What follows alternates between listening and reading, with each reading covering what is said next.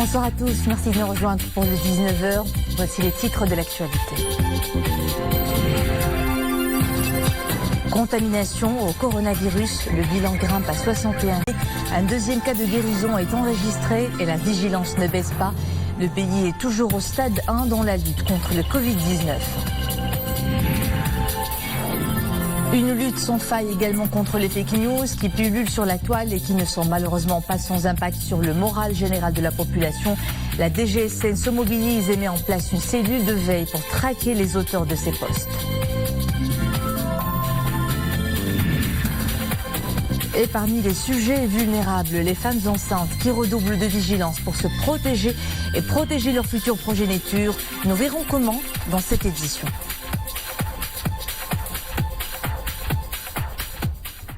Et nous commençons par le nouveau bilan des cas de contamination au coronavirus. Après les 4 cas confirmés ce matin, le ministère de la Santé annonce 3 nouveaux cas pour porter le nombre total à 61 à l'heure où on parle. Des cas importés pour la plupart, mais avec quelques contaminations locales. Les 3 nouveaux cas ont été confirmés par le laboratoire de l'Institut Pasteur Maroc et le Centre national de la grippe et des virus respiratoires relevant de l'Institut d'hygiène de Rabat. Et puis cette bonne nouvelle, le département de la santé annonce la guérison d'un deuxième cas contaminé au Covid-19. Il s'agit de la femme contaminée par son mari qui était à l'étranger. Une bonne nouvelle donc avec la guérison du deuxième cas, mais pas de baisse de régime. En conférence de presse hier, le ministre de la Santé a annoncé que la lutte contre le Covid-19 est toujours au stade 1. Khalid Aït Taleb s'est montré rassurant quant aux infrastructures de santé. 1600 lits de réanimation ont été mobilisés et 44 établissements hospitaliers sont équipés pour la prise en charge des cas confirmés dans le pays. Marim El-Missi. Jusqu'à présent, le nombre de nouveaux cas de Covid-19 avérés par jour est relativement faible au Maroc. Aujourd'hui, par exemple, 3 nouveaux cas de contamination ont été enregistrés, portant à 61 le nombre total de cas confirmés dans le royaume depuis le début de l'épidémie devenue pandémie. Éviter le passage à une phase supérieure est un défi que se fixent les autorités sanitaires du royaume en mettant en place des mesures de plus en plus drastiques.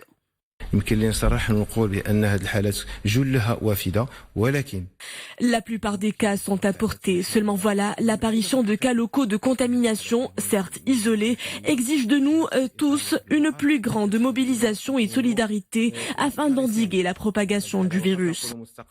2 jours depuis l'instauration de l'isolement sanitaire à domicile, avant-hier mardi, les Marocains suivent les consignes édictées par les autorités, en tentant, dans la mesure du possible, de rester chez eux pour contribuer à rompre la chaîne de transmission de la maladie. Un engagement vivement recommandé pour freiner l'avancée de la pandémie. Le Maroc fait figure de pays avant-gardiste dans l'application de mesures, qu'elles soient préventives ou d'ordre gestionnel. Toutefois, on ne peut mener ce combat sans l'adhésion de l'ensemble des composantes de la société. Nous traversons une étape difficile. Les prochains jours seront décisifs. Aux premières loges de la lutte contre le coronavirus, les hôpitaux et établissements de santé du royaume ne lésinent sur aucun moyen pour assurer la prise en charge des cas infectés conformément aux normes sanitaires en vigueur. Les patients réagissent favorablement aux traitements dispensés. En témoigne la guérison d'un deuxième cas, celui de la première patiente locale contaminée par son mari. Les établissements de santé du royaume disposent d'une capacité litière suffisante pour la prise en charge d'éventuels nouveaux cas graves. Le Maroc compte 1640 lits de réanimation, y compris 684 dans le secteur public et 504 dans le privé, en plus de 70 lits dans les structures médicales, militaires et 132 dans les établissements d'intérêt général. Nous avons programmé la création de 250 nouveaux lits de réanimation. Nous invitons les citoyennes et les citoyens à respecter les règles d'hygiène et de sécurité sanitaire et de rester chez eux. Les citoyens ne doivent se déplacer qu'en cas de réelle nécessité.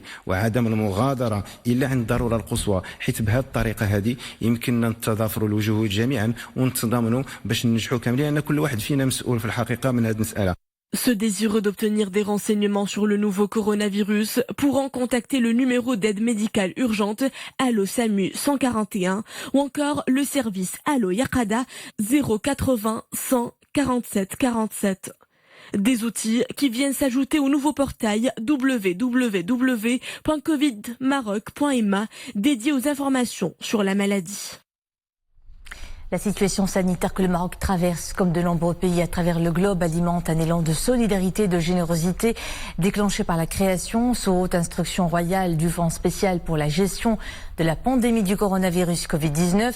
Vous aussi, vous pouvez verser des dons pour ce fonds. Pour cela, il faut préciser certains éléments. Pour les virements émis au niveau national, il faut préciser le RIB du bénéficiaire, le nom également du trésor ministériel auprès du ministère de l'économie, des finances et de la réforme de l'administration et l'objet du virement. Pour les virements émis d'étrangers, il faut préciser certaines modalités. Et puis les personnes intéressées peuvent également procéder au versement de leurs dons en espèces ou par chèque bancaire auprès des comptables publics relevant de la trésorerie générale du Royaume, exerçant au niveau national notamment.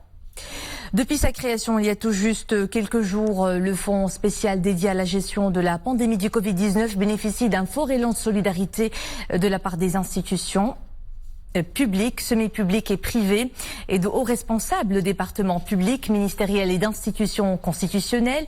Ce fonds est réservé essentiellement à la prise en charge des dépenses de mise à niveau du dispositif médical en termes d'infrastructures adaptées et de soutenir l'économie nationale du fait de cette crise sanitaire. Mohamed Etleshkar.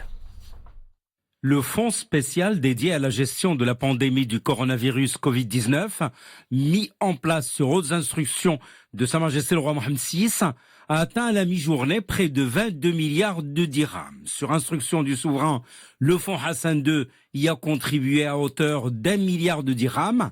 Le groupe OCP a indiqué avoir apporté une contribution de 3 milliards de dirhams à ce fonds, tandis que sur proposition de son actionnaire principal, le conseil d'administration d'Al-Mada a décidé d'accorder une contribution financière sous la forme d'un don de 2 milliards de dirhams.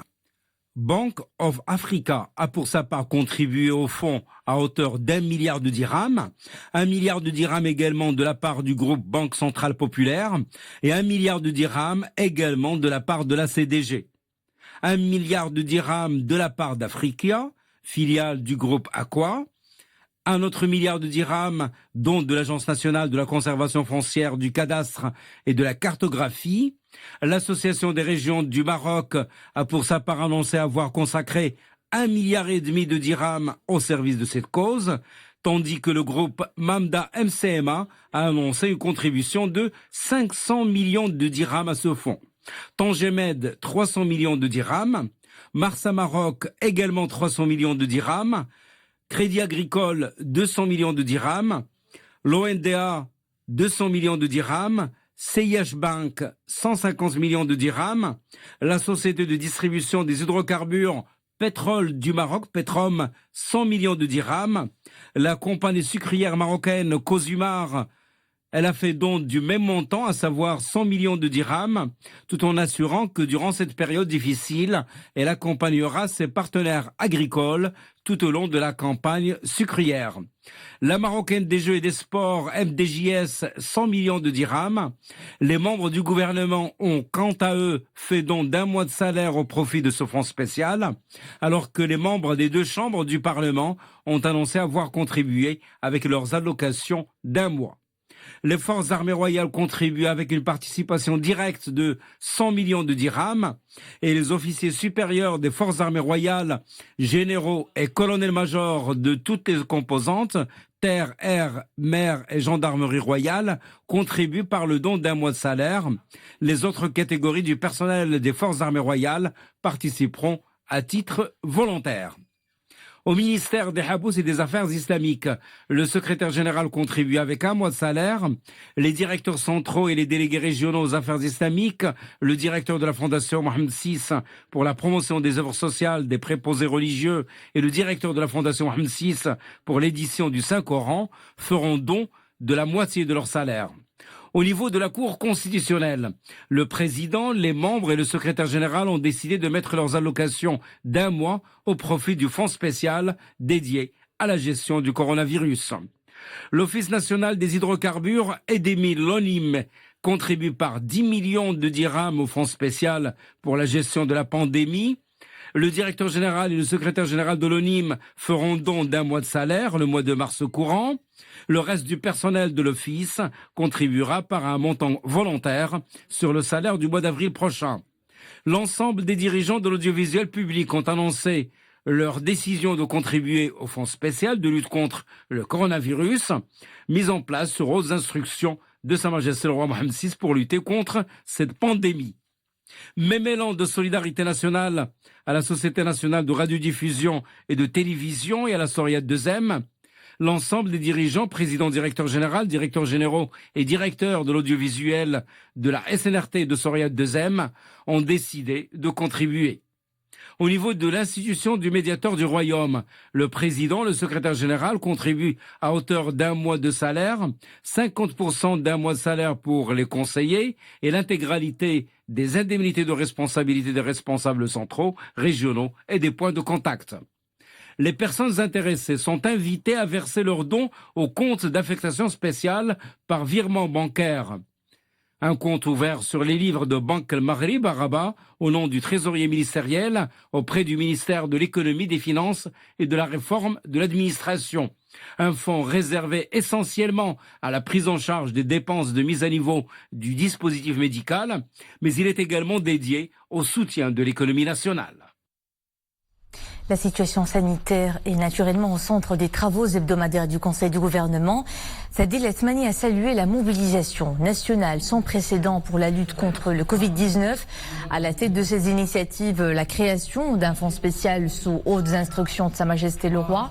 Le chef du gouvernement a mis en avant toute l'importance que revêtent les mesures préventives déployées à l'échelle du Royaume, comme l'isolement à domicile, la restriction des déplacements et l'interdiction des rassemblements. Pour contrecarrer la propagation du virus, Saadil Latmani a réitéré que l'évolution de cette crise sanitaire dépend grandement du comportement des citoyens, qu'il a invités à rester chez eux et ne sortir qu'en cas de nécessité absolue. Il a également insisté sur les mesures d'hygiène et de prévention. Le comité de veille économique a tenu cet après-midi à Rabat sa deuxième réunion après celle de lundi dernier. À l'ordre du jour, la poursuite des mesures de suivi des retombées de la pandémie du nouveau coronavirus. La réunion s'est soldée par l'adoption de 3 mesures phares concernant respectivement la situation des salariés affiliés à la Caisse nationale de sécurité sociale, celle des petites et moyennes entreprises et enfin celle relative à la fiscalité. Écoutons à ce propos le ministre de l'économie, des finances et de la réforme de l'administration. Pour ce qui concerne le premier point, c'est-à-dire tout ce qui est lié aux salariés, nous nous sommes penchés pour aujourd'hui sur les salariés qui sont affiliés à la CNSS et évidemment nous poursuivons nos travaux, notamment à travers le comité technique qui a été créé lundi dernier pour s'occuper des autres salariés. Alors pour celles et ceux qui sont affiliés à la CNSS et qui se retrouveront demain en arrêt d'emploi, ce qui a été décidé, c'est que ces gens-là, ces personnels, vont pouvoir bénéficier de 2000 dirhams net par mois, qui vont être servis à partir du fonds qui a été créé par Sa Majesté dimanche dernier, de ce fonds de lutte contre le coronavirus. Et donc ce fonds va servir 2000 dirhams net par mois et en plus, ces personnels vont bénéficier des allocations familiales et des services de l'AMO, l'assistance maladie obligatoire, assurance maladie obligatoire. Alors pour ce qui concerne ces personnels dont les revenus vont baisser pour la plupart, parce que la moyenne des salaires est bien sûr supérieure à cela, pour ces personnels, nous avons convenu qu'ils peuvent bénéficier également d'un report d'échéance des crédits bancaires, aussi bien les crédits à la consommation que les crédits acquéreurs. Et ces échéances qui devaient être payées durant les mois de mars, avril et mai jusqu'à juin vont être reportées jusqu'à la fin de la dernière échéance du crédit. Voilà pour les mesures qui concernent les salariés. Pour ce qui concerne les mesures liées aux toutes petites entreprises, aux PME et aux activités professionnelles, nous avons convenu d'une part évidemment de mesures qui concerne également les crédits bancaires, où les entreprises en difficulté vont pouvoir demander le report des échéances jusqu'à fin juin. Également pour le leasing, et donc toutes les échéances qui concernent le leasing peuvent être également décalées jusqu'à fin juin de 2020. Et pour ce qui concerne les entreprises qui vont continuer à être en activité, mais qui auraient des difficultés de trésorerie pendant cette période, elles peuvent bénéficier de lignes supplémentaires de la part des banques, en bénéficiant de garanties supplémentaires qui vont être mises en place incessamment par la Caisse centrale de garantie. Pour ces TPME, il est également prévu, comme on l'avait annoncé lors de la première réunion de lundi dernier, qu'il y aura une suspension de paiement des charges sociales concernant évidemment leur personnel.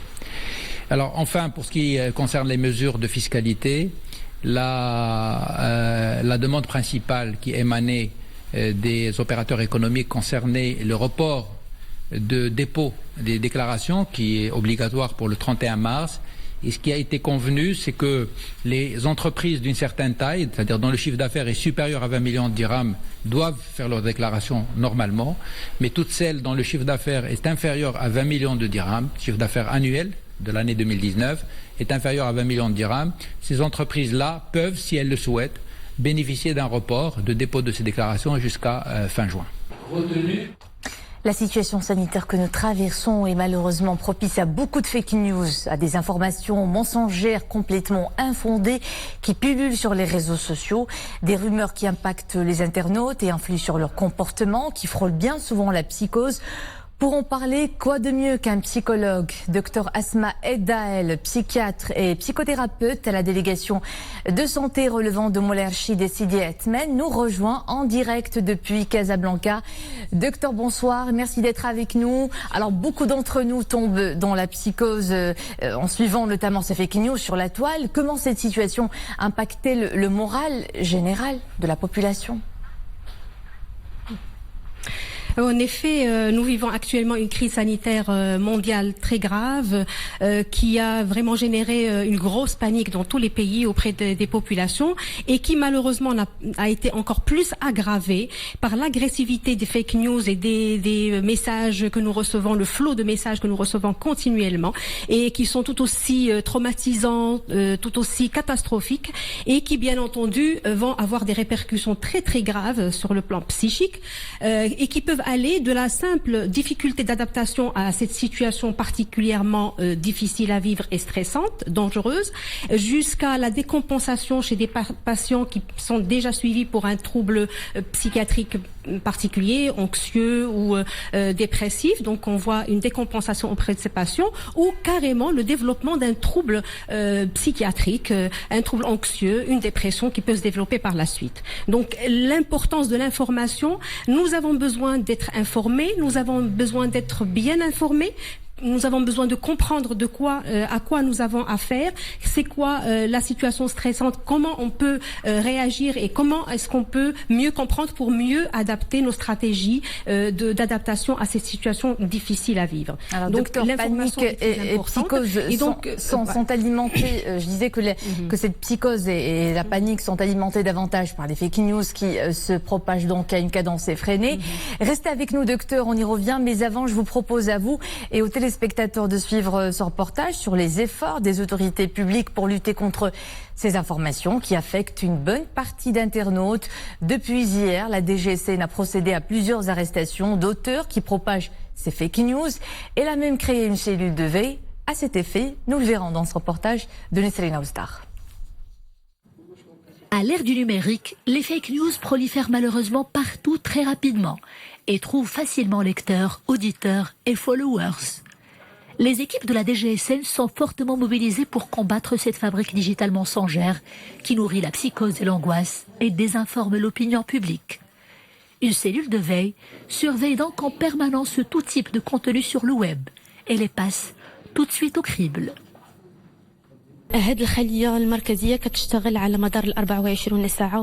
Cette cellule centrale travaille 24 heures sur 24 pour repérer toute vidéo, photo ou autre production numérique diffusant de fausses informations concernant le coronavirus.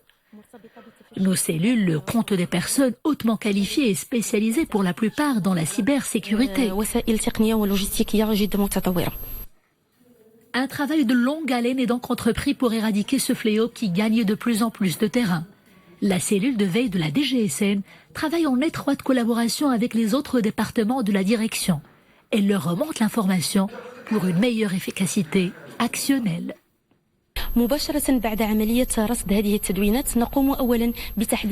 le repérage des contenus digitaux, nous passons à la deuxième étape, celle de l'identification des auteurs de ces informations mensongères et de leur localisation, avant de communiquer ces informations aux départements concernés.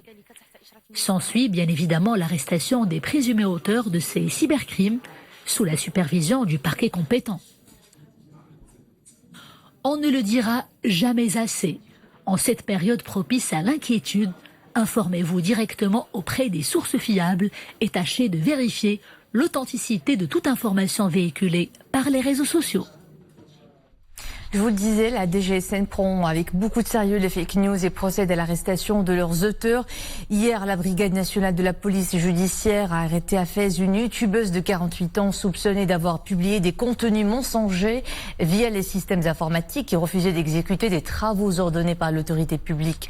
La femme avait publié en effet une vidéo sur les réseaux sociaux dans laquelle elle nie l'existence de la pandémie du nouveau coronavirus et incite à ne pas mettre en application les recommandations de prévention et les décisions préventives ordonnées par l'autorité publique. Et plus tôt, les éléments de la brigade de la police judiciaire relevant du commissariat régional de sûreté Arx-Betedla ont arrêté un individu de 34 ans pour son application présumée dans l'enregistrement et la diffusion d'un audio contenant des données erronées sur un cas supposé d'infection par le nouveau coronavirus. 2 autres individus ont été arrêtés pour leur implication présumée dans des publications sur les réseaux sociaux qui incitent à entraver l'exécution des mesures publiques de prévention contre la propagation du nouveau coronavirus et la perpétration de crimes et délits contre les personnes et l'ordre public.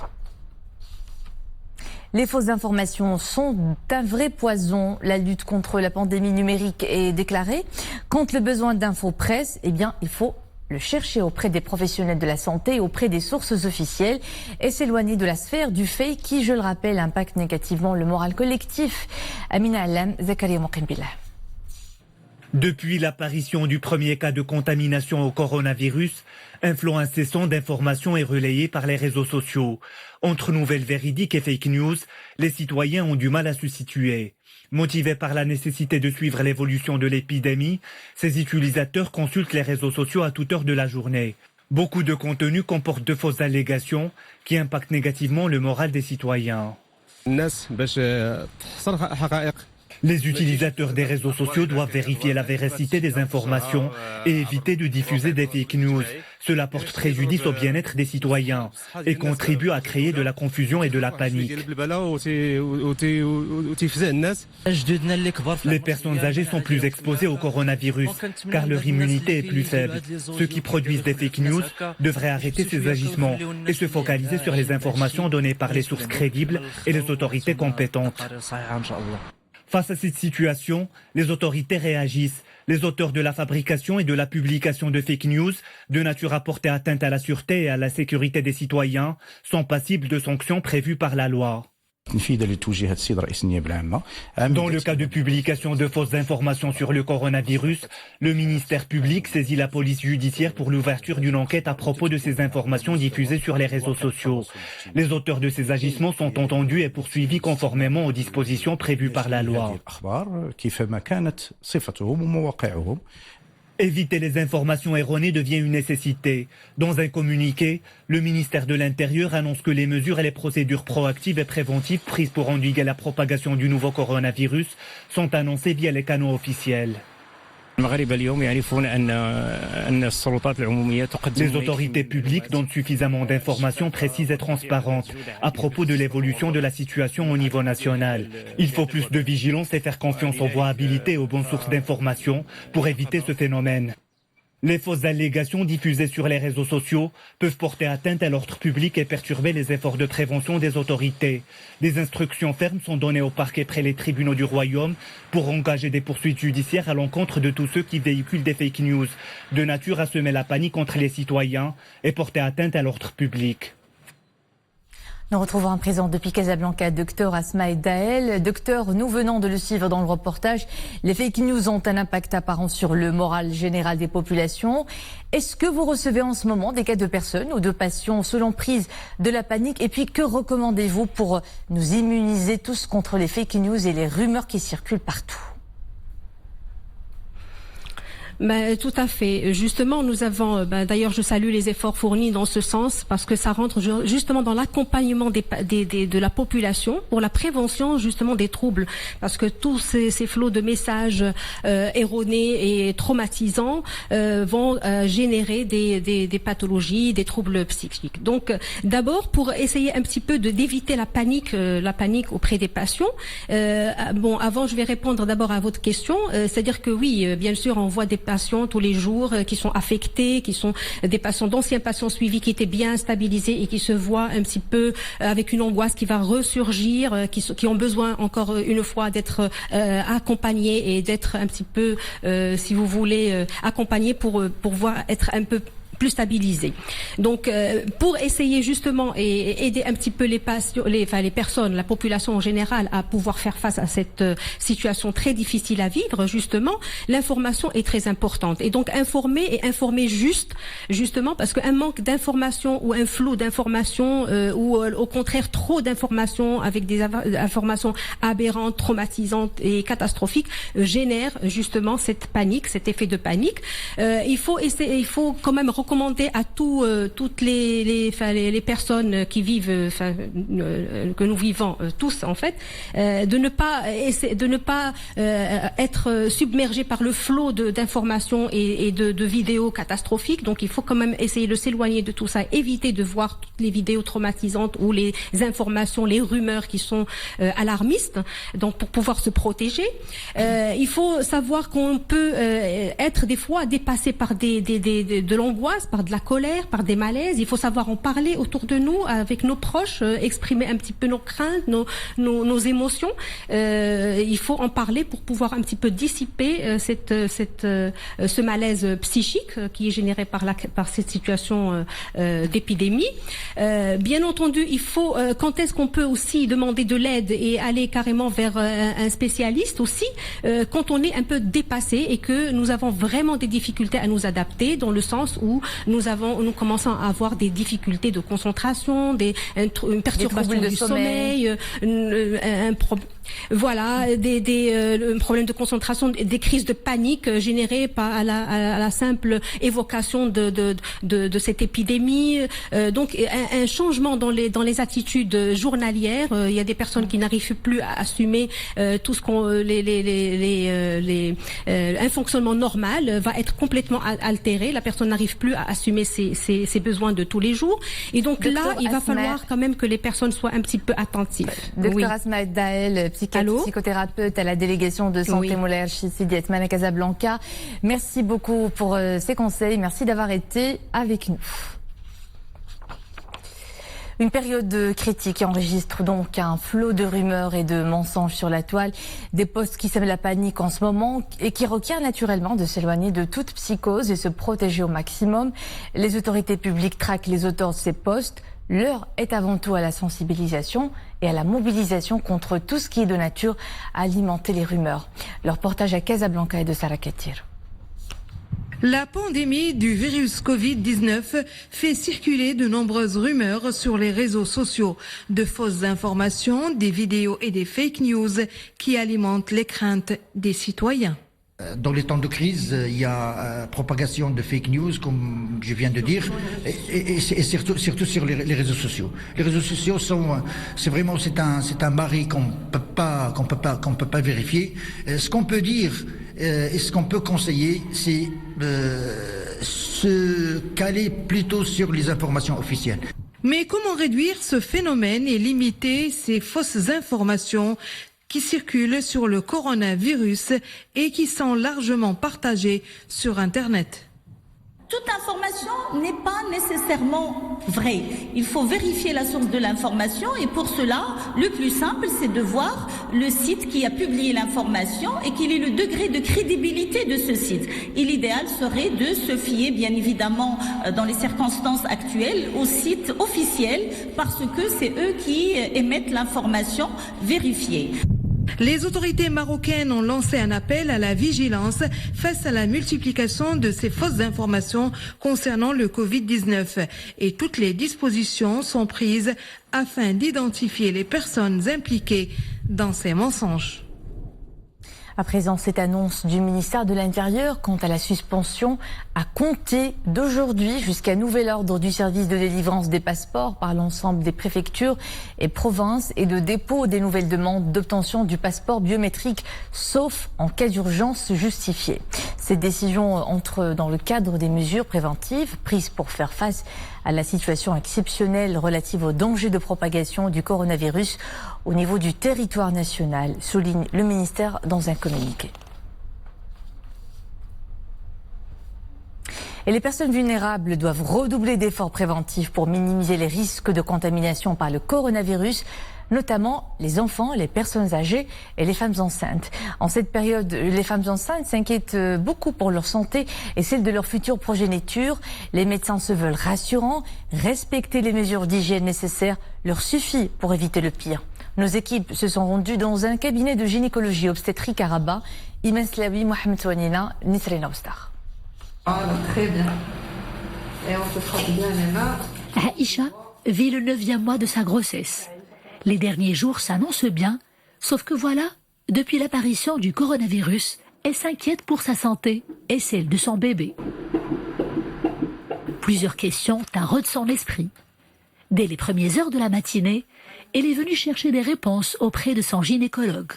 Non, la situation actuelle du pays, la maladie de la corona, normalement pour tout le monde, mais chez les femmes enceintes, mais à privilégier surtout pour les femmes enceintes, c'est surtout de ne pas sortir, limiter le contact avec toute personne, mieux vaut limiter le contact. Je me suis déplacée aujourd'hui au cabinet parce que je dois le faire. C'est mon dernier jour, pour une dernière consultation avant l'accouchement. Sinon, je préfère par exemple pour les cliniques de limiter carrément les visites. Une seule personne, le temps limité, parce qu'on ne peut pas savoir si effectivement les personnes la famille, s'ils sont porteurs de la corona ou pas. Fatima a accouché pour sa part il y a 2 jours déjà. Sa vigilance est maximale, son cercle proche est plus que jamais restreint. Je ne baisse pas la garde non plus. Je fais toujours partie de cette catégorie vulnérable et dont l'immunité reste faible. Les médecins me recommandent de manger beaucoup de légumes et de fruits, de me laver les mains régulièrement et de ne pas recevoir beaucoup de monde. Je me plie aux consignes car il y va de ma santé et celle de mon entourage. J'ai dû sacrifier plusieurs traditions et limiter au maximum les visites familiales. Redoubler donc de vigilance et adopter autant que possible les mesures barrières. Le cadre actuel sanitaire du coronavirus, il est recommandé aux femmes enceintes qui sont fragiles sur le plan immunitaire de rester chez elles à la maison et de ne consulter qu'en cas de besoin. C'est-à-dire si elles ont à terme et qu'elles ont quelques jours devant elles pour accoucher, ou si il y a une extrême urgence, tel un saignement ou des douleurs en dehors de la période d'accouchement. On reste chez soi. On prend en considération les mesures d'hygiène, c'est-à-dire se laver les mains régulièrement, se changer les habits si jamais on sort dehors, changer ses habits, enlever les chaussures à l'entrée de la maison. Il faut éviter le contact avec les gens, éviter les visites de la famille pour minimiser le risque de transmission. Il faut surtout éviter le port de gants. Les gants permettent au virus de vivre jusqu'à 9 jours. Donc on évite de porter les gants. On préfère se laver les mains de façon régulière pour éviter toute transmission et éviter que ce virus ne prenne une grande ampleur. Les femmes enceintes et celles qui allaitent restent plus vulnérables que la population générale en cas d'infection par le coronavirus. À partir du 1er mois de grossesse, rester sur le qui-vive s'avère donc vital, voire salvateur. La situation sanitaire dans notre pays n'a pas été sans impact non plus sur les prix des denrées alimentaires dans nos marchés. Une hausse est constatée au niveau des prix de certains produits. En flagrante infraction aux mesures prises par le gouvernement qui suit la situation au quotidien pour l'évaluer et parer au non-respect de la loi. En tout cas, le contrôle se durcit notamment au niveau des marchés et des épiceries. Reportage à Oujda, Rachid Latabi, Monia Marouche.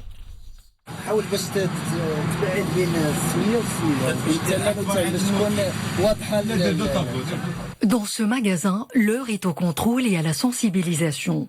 Chaque produit alimentaire est passé au crible. Son prix et sa date d'expiration sont bien scrutés et vérifiés par ses agents de contrôle. Une manière de lutter contre toute hausse spéculative des prix dans la conjoncture actuelle. كل شيء كاين الحمد لله. كاين شي نقص مثلا. غير السلعه تاع برا اللي ما بقاش تجي، كل ديال المغرب كل شيء موجود. كل شيء موجود. كل شيء ما تزادوش. لا ما تزادوش. ايوا الحمد لله. مزيانه. Les prix n'ont pas changé, ils sont les mêmes, aucun changement à signaler. Les produits alimentaires sont disponibles, sauf ceux importés de l'étranger. غير تاع برا اللي ما كاينش. Les prix sont convenables, aucun changement à signaler et l'offre est abondante. J'achète uniquement ce dont j'ai besoin, pas plus.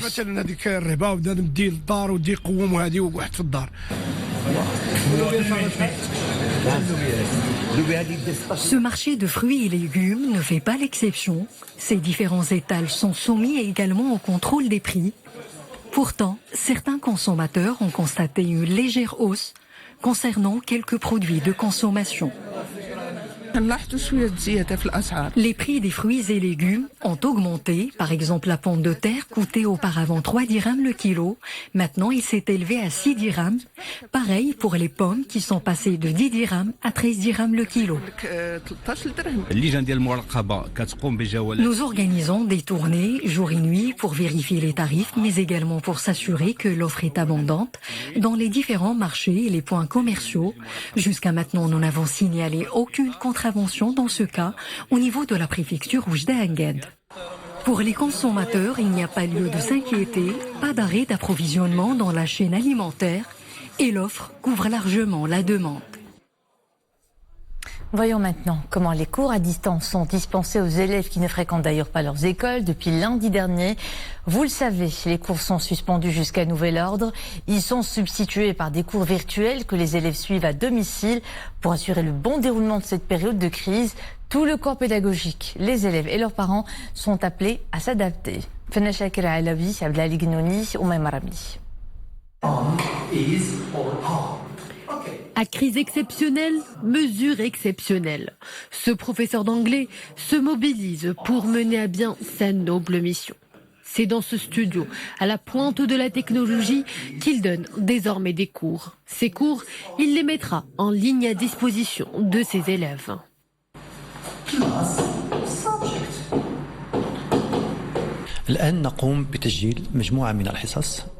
Actuellement, nous sommes en train de tourner des capsules pour les cours d'anglais. On s'adapte pour assurer la continuité pédagogique. Nous avons procédé à une digitalisation des cours de l'ensemble des cursus pour qu'ils soient diffusés à la fois sur le site internet et sur la chaîne nationale culturelle At-Thaqafia. S'adapter, ces jeunes élèves y sont eux aussi amenés. Ils devront s'habituer à l'apprentissage avec leur maman. Une situation loin d'être simple. Cette maman devra improviser la gestion des programmes de révision pour ses 3 enfants.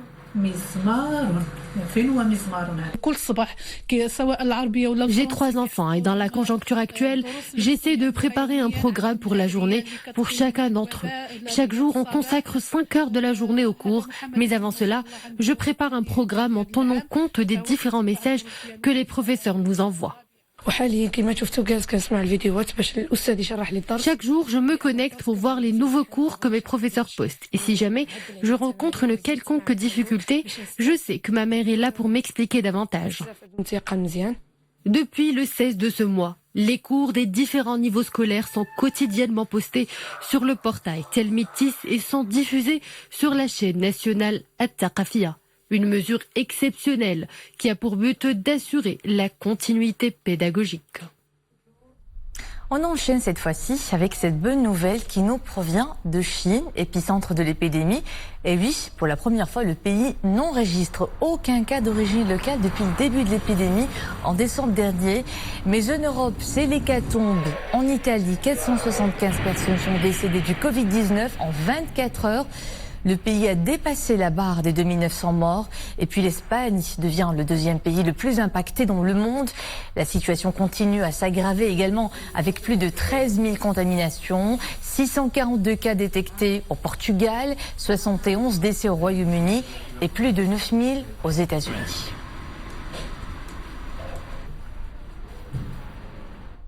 Et c'est la fin de cette édition. Merci à vous de nous suivre. L'info est de retour à 21h en compagnie de Marie Melaoufir. À demain.